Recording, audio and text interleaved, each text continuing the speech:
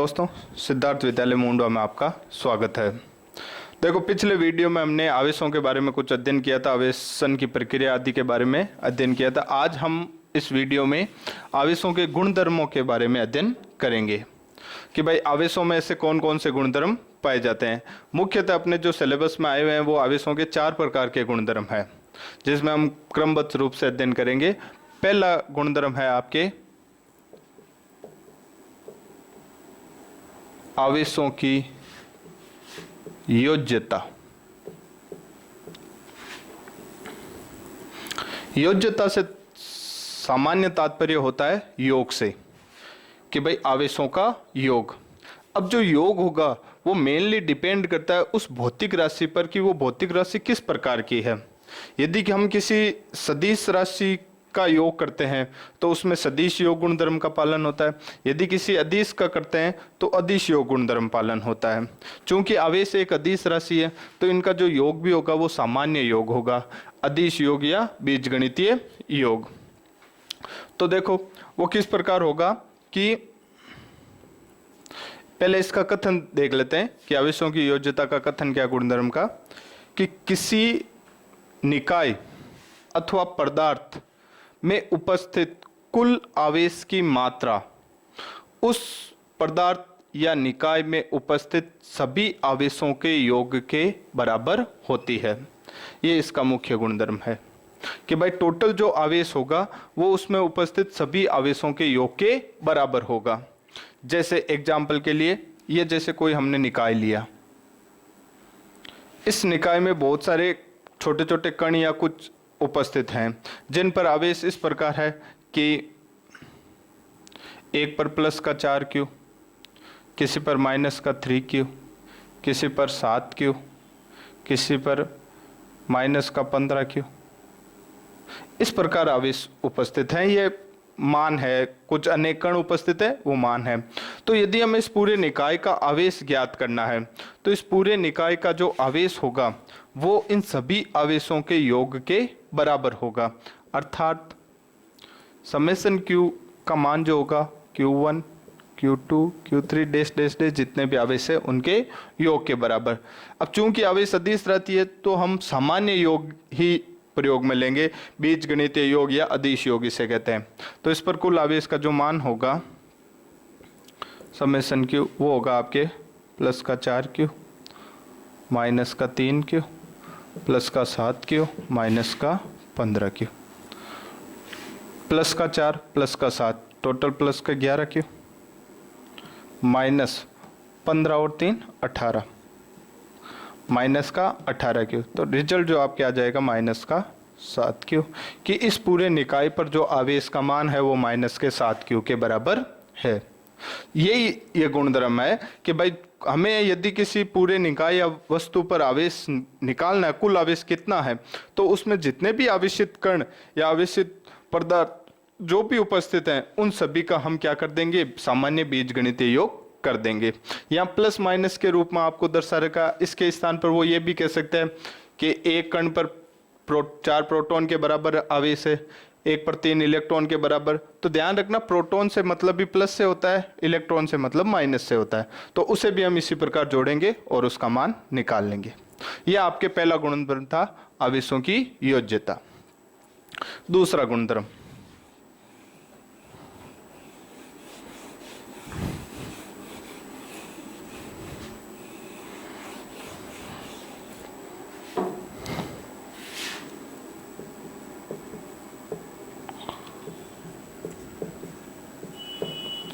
आवेश संरक्षण सिद्धांत।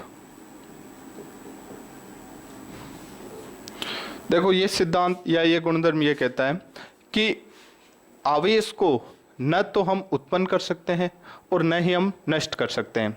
इसका केवल स्थानांतरण होता है एक वस्तु से दूसरी वस्तु की ओर। ऐसा नहीं कि यदि हमने किसी वस्तु को आवेशित कर दिया तो उसमें हमने उस आवेश को उत्पन्न कर दिया, उत्पन्न नहीं किया। हमने क्या किया, इसका केवल स्थानांतरण किया कि उसमें से मान लीजिए कुछ मात्रा में हमने इलेक्ट्रॉन निकाल लिए या कुछ मात्रा में इलेक्ट्रॉन डाल दिए, तो इनका केवल स्थानांतरण ही होता है, उत्पन्न या ये नष्ट नहीं होते हैं। ये जितने हैं उतने के उतने ही बने रहते हैं। दूसरे शब्दों में हम इसको ऐसा भी कह सकते हैं कि किसी विलगित निकाय का जो आवेश है वो सदैव कैसा रहेगा, संरक्षित रहेगा, अर्थात जितना है उतना का उतना ही बना रहेगा। विलगित निकाय शब्द यूज में आया, उससे तात्पर्य क्या होता है उसको देख लेते हैं। विलगित निकाय कहते किसे? विलगित, देखो निकाय होता है कि वर्तमान में हम जिस किसी के बारे में जो हम अध्ययन करते हैं उस वस्तु को कहते हैं निकाय, और इसके अतिरिक्त बाकी जो भी वस्तुएं होते हैं उन सभी को कहते हैं परिवेश। ठीक है, निकाय परिवेश सामान्य परिभाषा आप लगभग जानते ही होंगे। तो निकाय, अब विलगित से तात्पर्य होता है अपने आप में सब कुछ, किसी अन्य से इसका कोई लेना देना नहीं, मतलब सेपरेट हो, जिस पर किसी अन्य का कोई प्रभाव नहीं हो, ऐसे निकाय को कहेंगे हम क्या, विलगित निकाय। भाई जिस पर किसी और वस्तु का कोई प्रभाव नहीं हो। तो विलगित निकाय का जो आवेश रहेगा वो कैसा रहेगा, सदैव संरक्षित रहेगा। ठीक है, या फिर यह संरक्षण सिद्धांत के अनुसार भी कि भाई आवेश का केवल स्थानांतरण होता है, एक वस्तु से दूसरी वस्तु की ओर केवल आवेश गति करता है, इसे न तो उत्पन्न कर सकते हैं न ही नष्ट कर सकते हैं। हम किसी प्रक्रिया में मान लीजिए किसी वस्तु पर प्लस का 4 कूलाम या 4 प्रोटॉन के बराबर धनावेश या इस प्रकार कोई आवेश जनरेट कर रहे हैं, तो उतनी मात्रा में किसी अन्य वस्तु पर या किसी और जगह पर उतना का ही उतना ऋणावेश क्या हो जाएगा, जनरेट हो जाएगा। प्रारंभ में जो वस्तु उदासीन थी और आपने उसको प्लस का 4 कूलाम से आवेशित कर दिया, तो इसका मतलब है कहीं ना कहीं और किसी वस्तु पर माइनस का 4 कूलाम आवेश आया है। टोटल दोनों का जो योग होगा वो क्या होगा, 0 ही होगा, प्लस का 4 माइनस का 4 0। ठीक है, जैसे हमने प्रक्रिया पढ़ी थी घर्षण द्वारा आवेशन। तो जब हम घर्षण दो वस्तुओं को आपस में घर्षण कराते हैं तो एक वस्तु में जितना धनावेश जनरेट होता है दूसरी वस्तु में उतना ही क्या जनरेट होता है, ऋणावेश जनरेट होता है। ठीक है, या पहली वस्तु में जितना ऋणावेश जनरेट होता है दूसरी वस्तु में उतना ही धनावेश जनरेट होता है। दोनों का मान आपस में क्या होता है, सदैव बराबर होता है। ऐसा नहीं कि आपने किसी एक ही वस्तु को धनावेशित कर दिया दूसरी वस्तु में कोई ऋणावेश उत्पन्न हुआ ही नहीं, ऐसा संभव नहीं है। होगा तो जितनी मात्रा में धनावेश होगा उतनी मात्रा में क्या होगा, ऋणावेश होगा। तो यह है आपके आवेश संरक्षण का सिद्धांत। हाँ, ऐसा हो सकता है कि कोई वस्तु में प्लस का 4 कूलाम इतना आवेश उपस्थित है, आपने किसी और वस्तु से टच कराया, इसमें 2 कूलाम आवेश चला गया, तो अब इसमें कितना रह गया, वापस 2 कूलाम। तो पहले तो था 4 कूलाम, अब 2 इसमें ट्रांसफर कर दिया आपने, तो यहीं से 2 गया, टोटल वापस कितना है, 4 ही है, पहले जितना था उतना ही। ठीक है, आपने कोई नया जनरेट नहीं किया, केवल इसका क्या किया है, स्थानांतरण किया। तो ये मूल रूप से सिद्धांत है आवेश संरक्षण का सिद्धांत। जैसे ऊर्जा संरक्षण सिद्धांत होता है, ऊर्जा को न तो नष्ट कर सकते हैं न ही उत्पन्न कर सकते हैं, इसका केवल एक रूप से दूसरे रूप में स्थानांतरण होता है। वो से सेम आवेश के लिए। तीसरा गुणधर्म,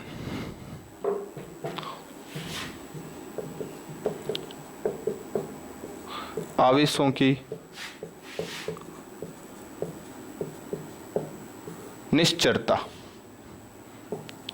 निश्चरता से क्या तात्पर्य, निश्चरता से तात्पर्य होता है निश्चित, कि भाई किसी भी वस्तु पर जो आवेश का मान है वो सदैव उतना का उतना ही निश्चित बना रहेगा।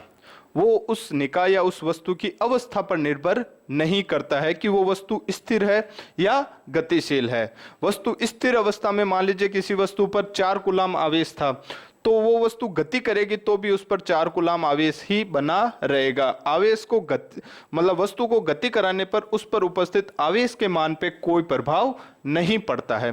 यह सिद्धांत कहलाता है आवेशों की निश्चरता। ठीक है,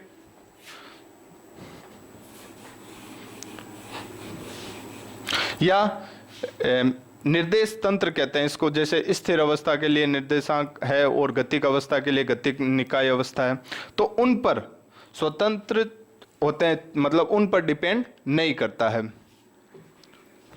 एक राशि होती है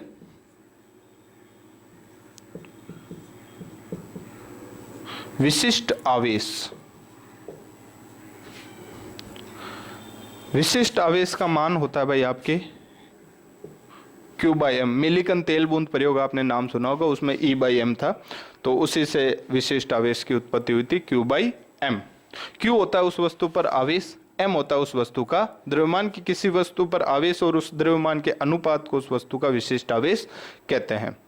विशिष्ट आवेश का मान जरूर निर्भर करता है कि वो वस्तु स्थिर अवस्था में है या गतिशील अवस्था में है, या हम किसी स्थिर वस्तु को गतिशील अवस्था में यदि हम कर दें तो उस वस्तु के विशिष्ट आवेश के मान में परिवर्तन हो सकता है। क्यों हो सकता है? कि जब वस्तु गति करेगी तो उस वस्तु के द्रव्यमान पर परिवर्तन होगा, और जब द्रव्यमान का मान परिवर्तन होगा तो Q बाई एम, ये जो वैल्यू पूरी रेशियो का जो मान है वो विशिष्ट आवेश है। तो केवल एक राशि में परिवर्तन होने पर इसके मान में क्या हो जाएगा? चेंज हो जाएगा। लेकिन सिंगल जो आवेश Q है किसी वस्तु पर, उस आवेश का मान निर्भर नहीं करता, वो उतना का उतना ही बना रहेगा। M का जो मान है वो वेग पर किस प्रकार डिपेंड करता है, उसका एक सूत्र होता है, आइंस्टाइन ने दिया था ये सूत्र, M बराबर m0 1 upon v square upon c square. ये किसी गतिक वस्तु के द्रव्यमान का मान ज्ञात करने का सूत्र होता है, जहां m0 होता है उसका विराम द्रव्यमान,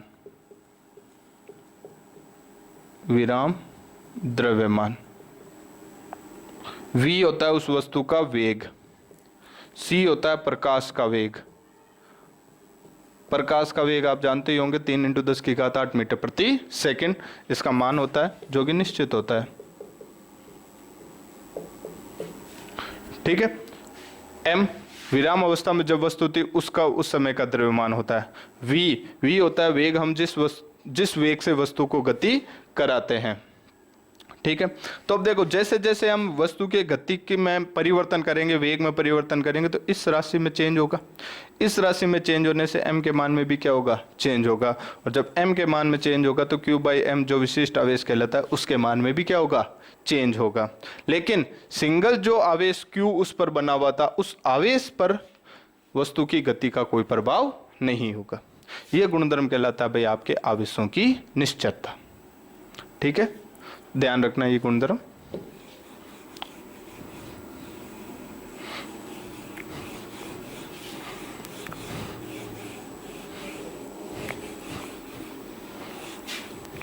चौथा गुणधर्म है भाई आपके, जो कि इंपॉर्टेंट है थोड़ा सा, इस पर क्वेश्चन भी पूछा जाता है कई बार।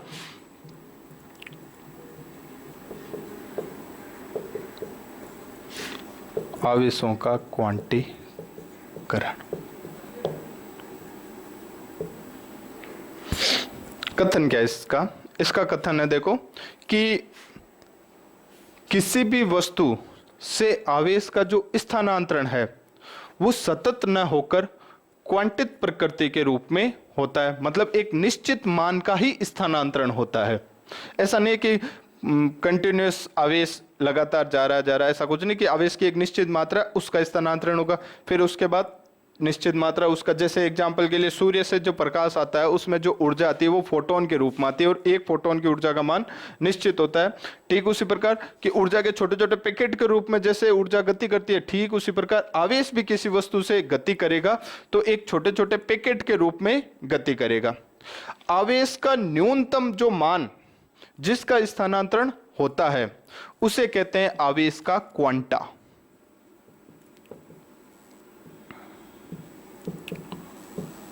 आवेश का क्वांटा, कि भाई किसी भी वस्तु में आवेशों के स्थानांतरण पर वह न्यूनतम वैल्यू जिसका स्थानांतरण होता है उसे कहते हैं आवेश का क्वांटा।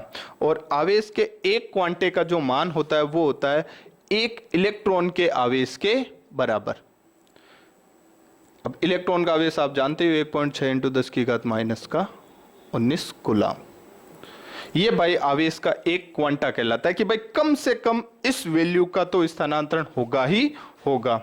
तो आवेश का क्वांटीकरण भी यही कहता है कि आवेश का स्थानांतरण सतत न होकर क्वांटा के रूप में होता है, और एक क्वांटे का जो मान होता है वो एक इलेक्ट्रॉन के आवेश के बराबर होता है 1.6 × 10⁻⁻19। दूसरे शब्दों में हम इसको ऐसे भी कह सकते हैं, कैसे भाई, कि भाई कोई भी वस्तु के आवेशित होने के पीछे मूल उत्तरदायी जो कारक होता है वो होता है आपके इलेक्ट्रॉन, कि भाई इलेक्ट्रॉन के स्थानांतरण से कोई भी वस्तु आवेशित होती है, या तो उस वस्तु में इलेक्ट्रॉन आ गए हैं या उस वस्तु से इलेक्ट्रॉन चले गए हैं। तो मूल उत्तरदायी जो कारक होता है वो आपके होता है इलेक्ट्रॉन। अब जितने इलेक्ट्रॉन आएंगे उतने इलेक्ट्रॉनों के बराबर उसमें ऋणावेश उत्पन्न हो जाएगा, जितने इलेक्ट्रॉन जाएंगे उतने इलेक्ट्रॉनों के बराबर उसमें धनावेश उत्पन्न हो जाएगा। तो मूल उत्तरदायी कारक कौन सा हुआ आपके इलेक्ट्रॉन। प्रोटॉन कभी भी गति नहीं करते हैं भाई, ध्यान रखना। प्रोटॉन ना तो वस्तु से निकल सकते हैं, ना ही हम उस वस्तु में प्रवेश करा सकते हैं। तो प्रोटॉन धनावेशित जो होता है उसका स्थानांतरण नहीं होता, मूल रूप से स्थानांतरण किसका होता है, इलेक्ट्रॉन का ही होता है। तो इलेक्ट्रॉन के कारण ही वस्तु में आवेश उत्पन्न होता है, धनावेश ऋणावेश जो भी है इलेक्ट्रॉनों के स्थानांतरण के कारण।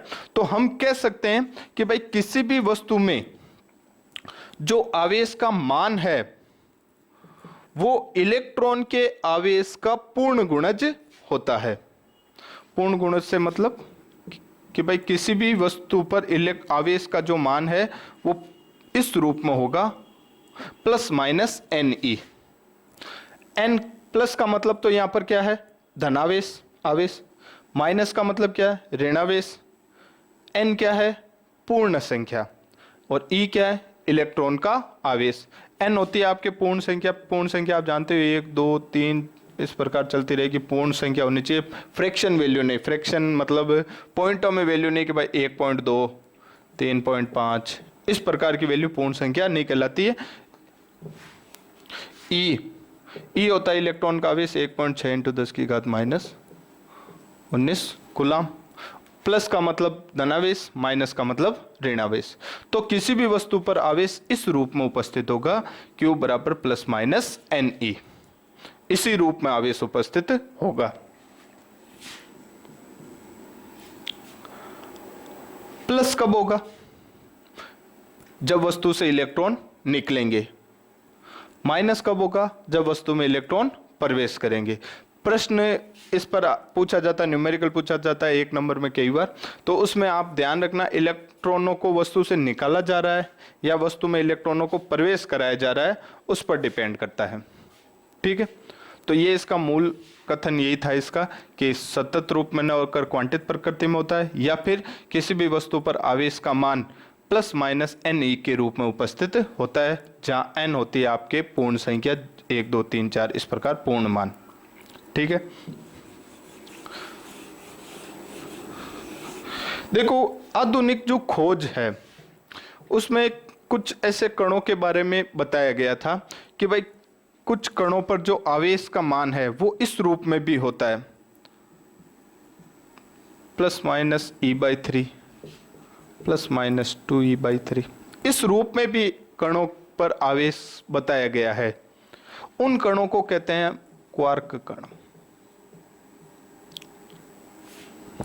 ठीक है, यदि इस रूप में होता है तो देखो यहां पर तो फ्रैक्शन वैल्यू आ जाएगी भाई 1 E/3 मतलब 1/3, 1/3 का मान आप जानते हो 0.33, फ्रैक्शन वैल्यू होगी 2E/3 मतलब 0.66, इस प्रकार फ्रैक्शन वैल्यू आ गई।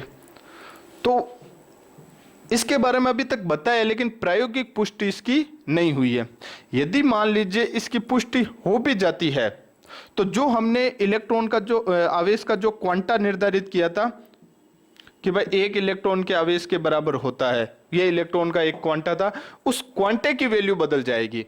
उस क्वांटा का जो मान है वो 1 इलेक्ट्रॉन से हटकर जो रिजल्ट हम प्रयोग द्वारा सिद्ध कर लेंगे, जो खोज हो जाएगी उसके अनुसार हो जाएगी। वर्तमान में एक क्वांटे का मान 1 इलेक्ट्रॉन के बराबर है। यदि ये सिद्ध भी हो जाते हैं तो इस क्वांटा का जो मान है वो चेंज हो जाएगा, लेकिन जो उसकी क्वांटम प्रकृति है और ये जो सिद्धांत क्वांटीकरण, इसके मान में कोई प्रभाव नहीं पड़ेगा, केवल क्वांटा का मान चेंज हो जाएगा। यहाँ पर 1 के स्थान पर वो वैल्यू हम यूज करेंगे फिर। ठीक है, जैसे एग्जाम्पल के लिए हम मान लीजिए कि पहले द्रव्यमान स्थानांतरण, बस सबसे पहले हमने मान लीजिए किलोग्राम के बारे में पता किया कि भाई द्रव्यमान का स्थानांतरण किलोग्राम के रूप में होता है, और एक कम से कम किसी समय मान लीजिए, या हमने ऐसा एक एग्जाम्पल लिया कि किसी वस्तु से स्थानांतरण जो होगा वो किलोग्राम के रूप में होगा, और सबसे न्यूनतम वैल्यू उसकी 1 किलोग्राम। लेकिन बाद में हमने प्रयोग द्वारा मान लीजिए ग्राम वैल्यू निकाल ली, तो जो इसका क्वांटा था, मान पहले 1 किलोग्राम था, अब वो कितना हो गया, ग्राम हो गया। लेकिन क्वांटम प्रकृति में कोई प्रभाव नहीं पड़ेगा। ये एक एग्जाम्पल लिया मैंने ऐसे किलोग्राम ग्राम को तो बताने का। इसका आप ध्यान रखना, इन कणों को कहते हैं भाई क्वार्क कण, क्वार्क कण, जिसके बारे में ये बताया गया, लेकिन अभी तक इसकी कोई पुष्टि नहीं हुई है। ठीक है, तो भाई ये चारों ही गुणधर्म हमने पढ़ लिए आवेशों के। पहला था योज्यता, दूसरा था आवेश संरक्षण सिद्धांत, तीसरा था आवेशों की निश्चरता, चौथा था आवेशों का क्वांटीकरण। चौथा जो गुणधर्म था वो बहुत ही ज्यादा इंपॉर्टेंट था, ध्यान रखना। या तो इसका कथन पूछा जाता है क्वांटीकरण का, या फिर इस पर एक न्यूमेरिकल पूछा जा सकता है। एक नंबर का न्यूमेरिकल कई बार पूछा जाता है। जैसे एग्जाम्पल के लिए मैं आपको एक क्वेश्चन दूं कि किसी वस्तु पर 1 कूलाम धनावेश उत्पन्न करने के लिए उस वस्तु से कितने इलेक्ट्रॉनों को बाहर निकालना होगा, या किसी वस्तु को 1 कूलाम से ऋणावेशित करने के लिए कितने इलेक्ट्रॉनों को उसमें प्रवेश कराना होगा। तो यदि हमें इसका मान ज्ञात करना है तो देखो, जैसे कोई वस्तु है, इसको हमें देना है 1 कूलाम आवेश, धनावेश देना है तो इलेक्ट्रॉनों को निकालना होगा, ऋणावेश देना है तो इलेक्ट्रॉनों को डालना होगा।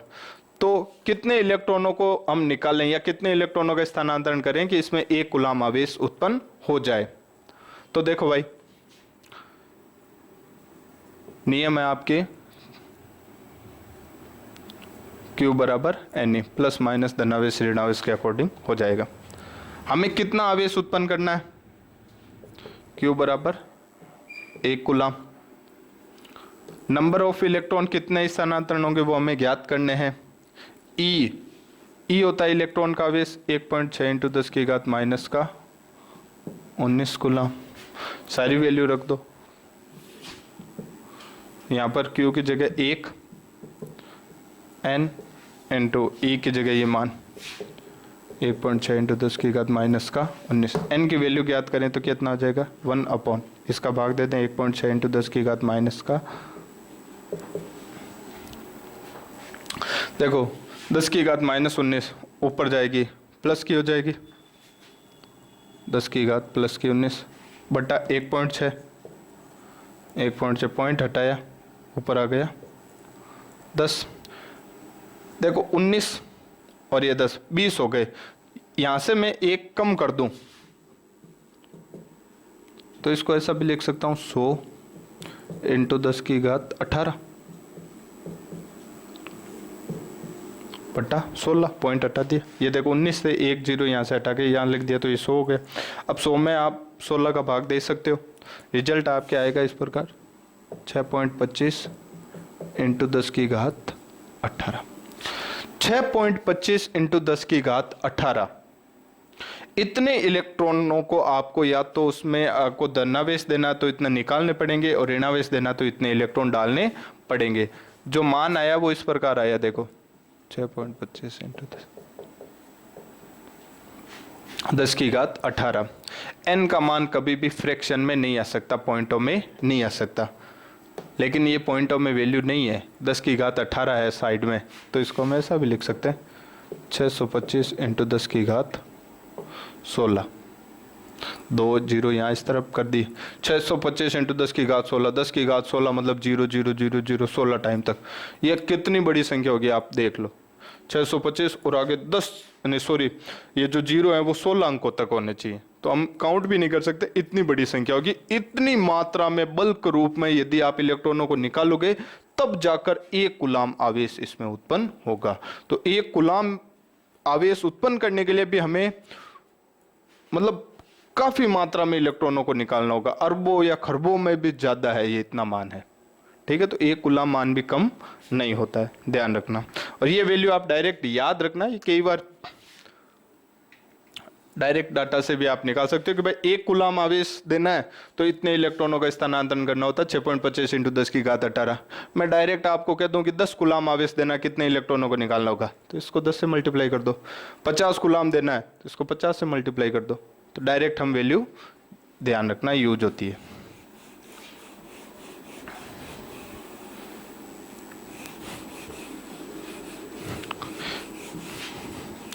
एक क्वेश्चन और है, वो भी देख लो। ये आपके एक्सरसाइज का एग्जाम्पल है, मतलब बुक्स का एग्जाम्पल नंबर 2 है।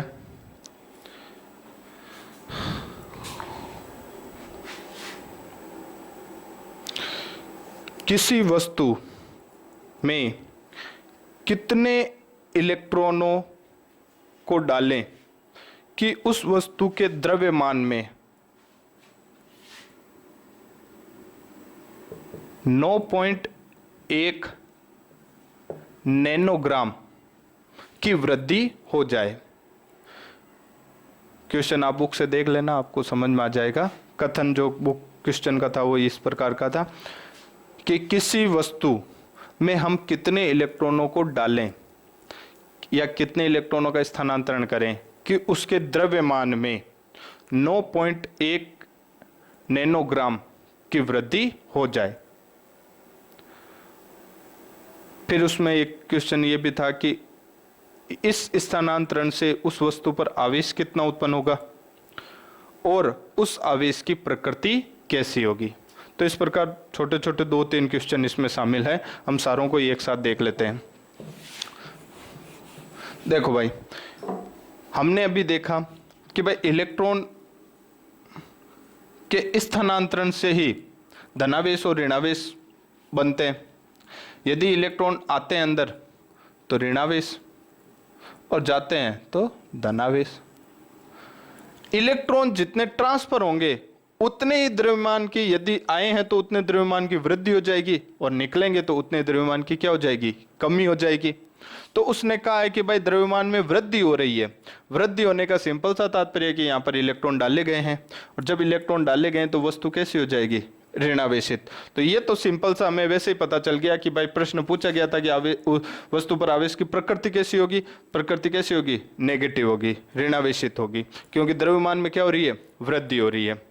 अब टोटल जो द्रव्यमान में वृद्धि उसने दी है क्वेश्चन में, वो दी है 9.1 नैनोग्राम। नैनो का मतलब होता है भाई आपके 10⁻⁻⁹। माइक्रो का मतलब -6। ग्राम, ग्राम को यदि मैं किलोग्राम में बदलूं तो 10⁻³ किलोग्राम। 1 ग्राम को 10⁻³ किलोग्राम लिख सकते हैं, ये आप जानते हो, नॉर्मल चीज है। 9.1 -9 -3 -12, इतने द्रव्यमान में क्या हो गई है, वृद्धि हो गई थी।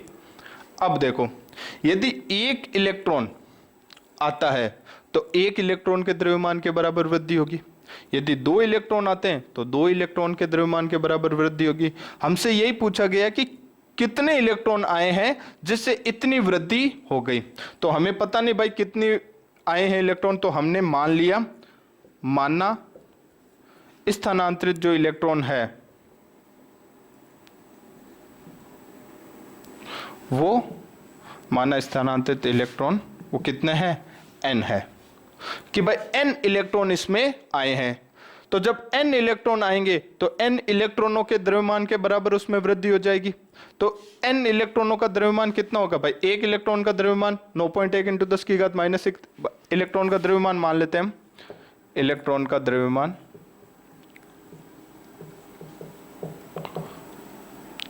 me जो कि होता है आपके 9.1 × 10⁻⁻31 किलोग्राम। तो n इलेक्ट्रॉनों का द्रव्यमान कितना होगा भाई, n इलेक्ट्रॉनों का द्रव्यमान nme, n से इसको मल्टीप्लाई कर देंगे। चूंकि क्वेश्चन के अनुसार वृद्धि कितनी हुई है, 9.1 × 10⁻⁻12 डेल्टा m, तो इसका मतलब डेल्टा m जो कि द्रव्यमान में वृद्धि है वो n इलेक्ट्रॉनों के द्रव्यमान के बराबर होगी। भाई इतने इलेक्ट्रॉन आए हैं इसमें, तो द्रव्यमान में वृद्धि ये 9.1 × 10⁻⁻12 बराबर n नंबर ऑफ इलेक्ट्रॉन हमें निकालने हैं। me इलेक्ट्रॉन का द्रव्यमान 9.1 × 10⁻⁻31, n की वैल्यू ज्ञात करनी है। देखो 9.1 से 9.1 तो वैसे कैंसिल होगा, 10⁻⁻12 बट्टा इस तरफ 10⁻⁻31, ऊपर जाएगा 10⁻+31 हो जाएगी। रिजल्ट आएगा इसका 10 की घात 17। नंबर ऑफ इलेक्ट्रॉन 10 की घात 17, इतने इलेक्ट्रॉन इसमें आए हैं। देखो वापस समझ लो, इतने द्रव्यमान की वृद्धि हुई, यहां से हमने रिजल्ट निकाल लिया। अब ये द्रव्यमान की जो वृद्धि होगी वो इलेक्ट्रॉनों के रूप में ही होगी। कितने इलेक्ट्रॉन आए वो हमें पता नहीं, तो हमने मान लिया n इलेक्ट्रॉन आए, तो n इलेक्ट्रॉनों का द्रव्यमान कितना, इतना। तो n इलेक्ट्रॉनों का जो द्रव्यमान आया वही तो वृद्धि होगी। तो इन दोनों डाटा को हमने क्या रख दिया, आपस में बराबर रख दिया। यहां से n का मान निकाला हमने कट करके, कितना आया 10 की घात 17, कि भाई 10 की घात 17 इतने इलेक्ट्रॉन इसमें ट्रांसफर हुए हैं। तो पहला क्वेश्चन इसमें यही पूछा गया था कि स्थानांतरित इलेक्ट्रॉनों की संख्या कितनी होगी, 10 की घात 17। अब उसमें यह पूछा गया था आपसे कि इस वस्तु पर आवेश कितना आएगा। तो आवेश का सूत्र भी हमने निकाला था, Q बराबर Ne। चूंकि इलेक्ट्रॉन आए हैं तो माइनस का Ne, इलेक्ट्रॉन ऋणावेशित होता है। n का मान कितना भाई, 10 की घात 17। अच्छा ये एक सेकंड, यहाँ पर ये 19 आएगा, सॉरी थोड़ा सा ध्यान से निकल गया, 19 है भाई रिजल्ट। 12 31 प्लस इस प्रकार होगा, देखो 10 की घात -12 इंटू 10 की घात प्लस का 31, रिजल्ट आएगा 10 की घात 19 आना चाहिए। 19 और 1 20, लगभग प्लस 19 ही आएगा, ये प्लस का 19। Q बराबर n की जगह 10 की घात 19 इंटू इलेक्ट्रॉन का आवेश 1.6 इंटू 10 की घात माइनस का 19, प्लस का 19 माइनस का 19 हो जाएगा कैंसिल। Q बराबर रिजल्ट आ जाएगा 1.6 कूलम। ये रिजल्ट आएगा। तीसरा क्वेश्चन इसमें पूछा गया था प्रकृति। प्रकृति मैंने आपको बता ही दिया कि जब इलेक्ट्रॉन आए हैं तो प्रकृति कैसी होगी, ऋणावेशित होगी। ठीक है, तो ये ध्यान रखना। ये इसमें आप देख माइनस प्लस करके देख लेना, शायद ऊपर नीचे जो भी होगा वो यहाँ से आ जाएगा। ठीक है, ये रिजल्ट है। तो देखो ये द्रव्य गुण धर्म पर आधारित 2 न्यूमेरिकल आए हुए थे, तो वो मैंने आपको बता दिया, और इसके बारे में हम आगे नेक्स्ट वीडियो में चर्चा करेंगे। Thank you.